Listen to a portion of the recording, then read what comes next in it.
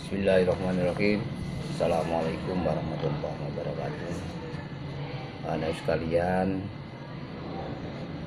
untuk berikutnya kita belajar fikih. Sebelum pelajaran kita mulai, mari kita baca suratul Fatihah. Mudah-mudahan belajar kali ini mendapat petunjuk dari Allah Subhanahu wa taala. Al-Fatihah. A'udzubillahi minasyaitonir rajim. Bismillahirrahmanirrahim. Alhamdulillahirabbil maliki yaumiddin. Iyyaka na'budu wa iyyaka nasta'in. Ihdinas siratal mustaqim. Siratal ladzina an'amta 'alaihim ghairil maghdubi 'alaihim waladdallin. Anak sekalian, hari ini kita belajar tentang hadas. Apa sih hadas itu? Hadas itu adalah kotoran yang tidak nampak, dimana hadas ini ketika kita akan melaksanakan ibadah sholat misalnya, maka kita harus suci dari hadas. Kalau kita itu sedang memiliki hadas, maka kita sholat kita, ibadah kita, maka tidak sah. Sehingga hadas ini penting kita bersihkan.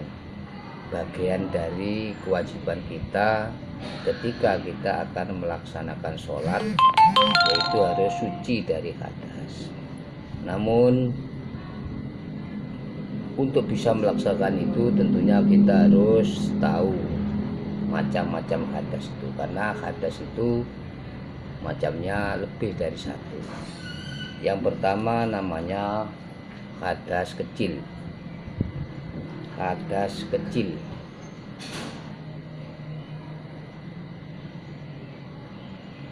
Hadas kecil ini mengapa dikatakan kecil? Ya karena memang cara mensucikannya atau penyebabnya itu ringan, maka dikatakan hadas kecil. Apa sih yang menyebabkan orang itu memiliki hadas kecil? Silakan anak sekalian melihat di halaman 9 pelajaran fikih. Yang pertama adalah keluarnya sesuatu dari dua lubang kita, dua pintu kita, yaitu kubul dan dubur, kemaluan dan yang belakang.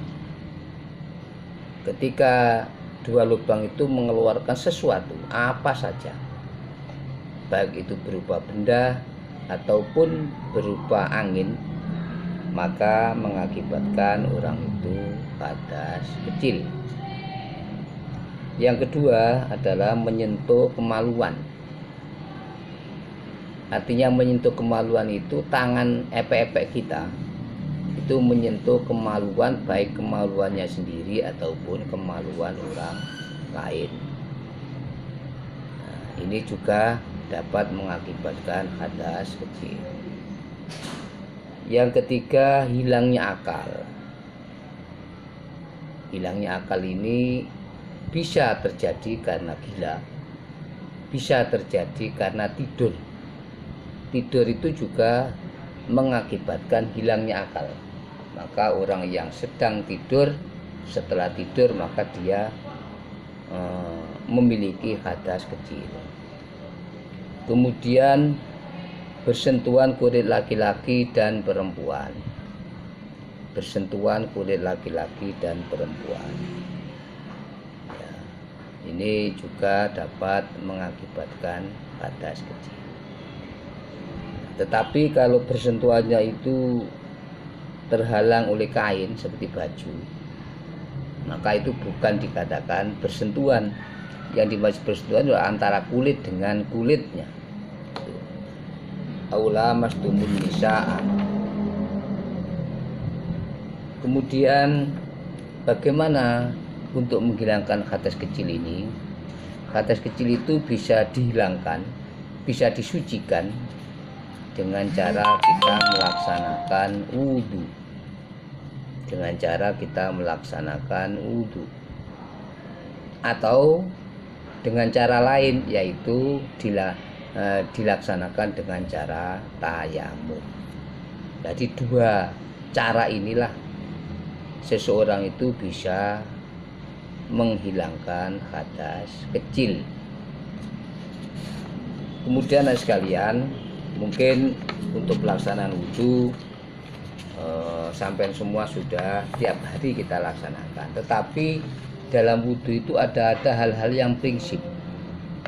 Apa saja yang harus dilaksanakan ketika orang itu sedang berwudhu? Yang pertama rukunnya yaitu niat. Kita niati ketika kita akan wudhu, maka kita niati untuk menghilangkan hadas kecil.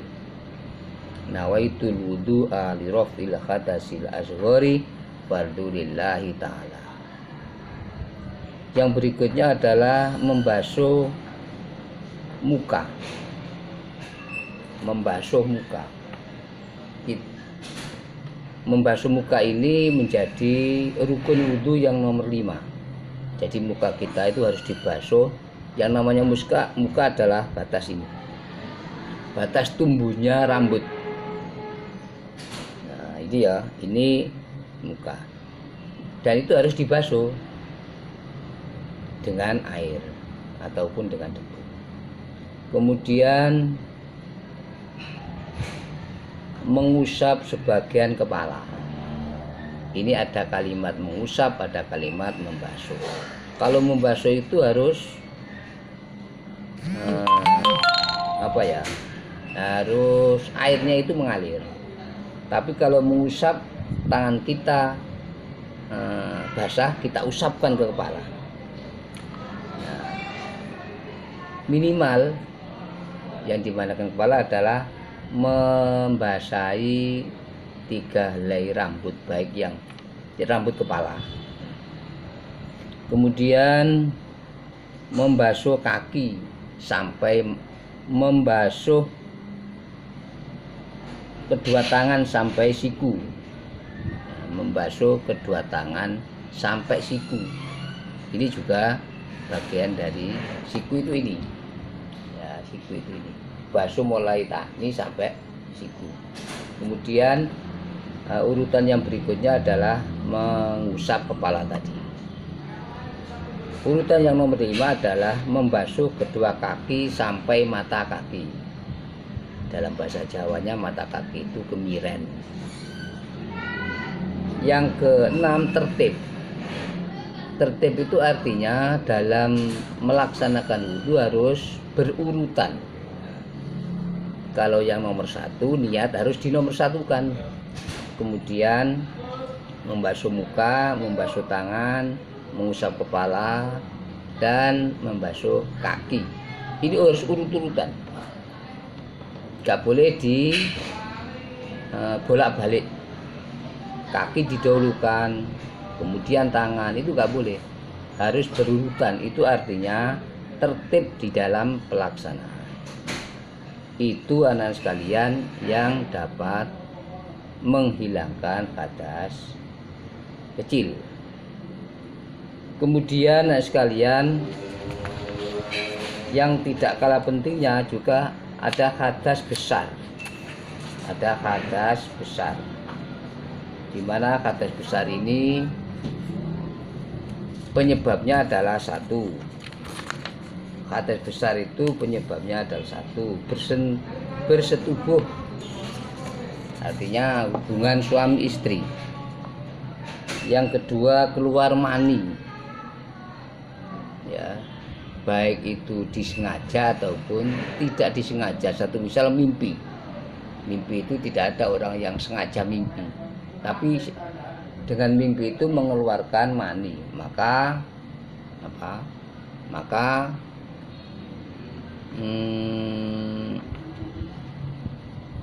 mengakibatkan hadas besar. Yang berikutnya adalah menstruasi bagi seorang perempuan. Jadi orang yang bermenstruasi itu mengakibatkan hadas besar. Atau haid, ya, menstruasi itu adalah haid. Kemudian nifas. Nifas itu seorang perempuan mengeluarkan darah setelah dia melahirkan anak. Jadi seorang perempuan itu setelah melahirkan anak biasanya mengeluarkan darah. Darah yang keluar dari seorang rahim perempuan setelah ia melahirkan itu namanya darah nifas.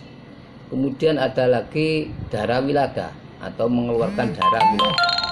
Darah wilada itu darah apa? Darah yang keluar di saat seorang perempuan itu sedang melahirkan. Jadi darah yang keluar bersamanya keluarnya bayi itu namanya wilada.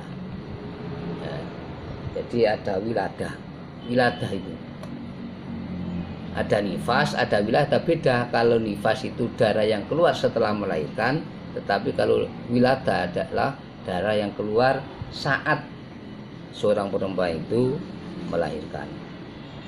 Kemudian meninggal dunia, ini juga mengakibatkan hadas besar. Makanya orang yang meninggal dunia itu wajib dimandikan, karena dengan peristiwa meninggal maka ia memiliki hadas besar. Siapa yang berkewajiban memandikan? Yang berkewajiban adalah orang Islam yang ditinggal.